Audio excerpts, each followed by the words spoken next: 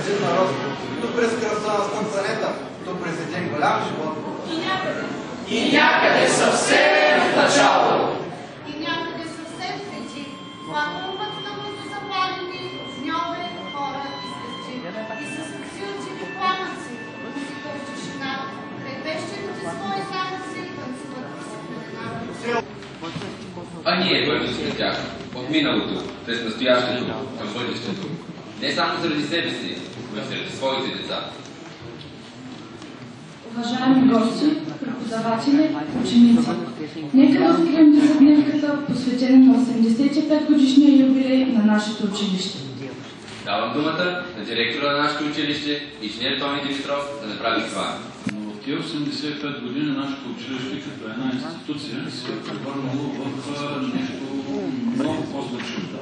Това е символ на градението. Това е емблема на градението.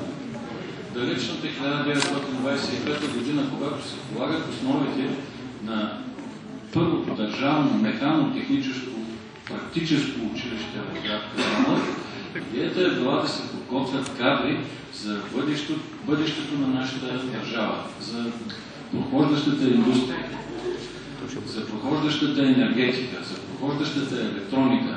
И този стил се е запазил в годините и неизменен. През много перипетии е минало училище. Много трудности е видяло. Трудности виждаме и ние сега.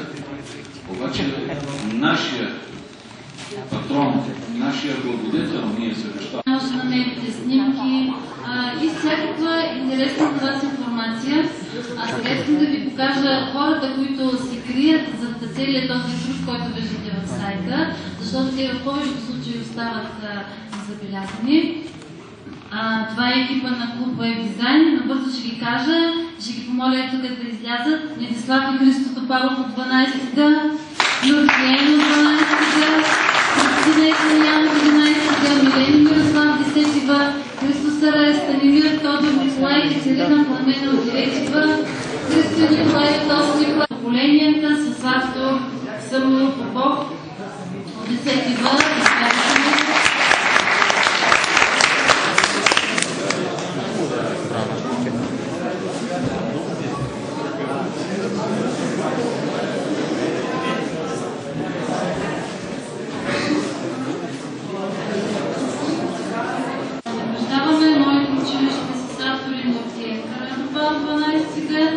И Георги Даскалов от 12-та.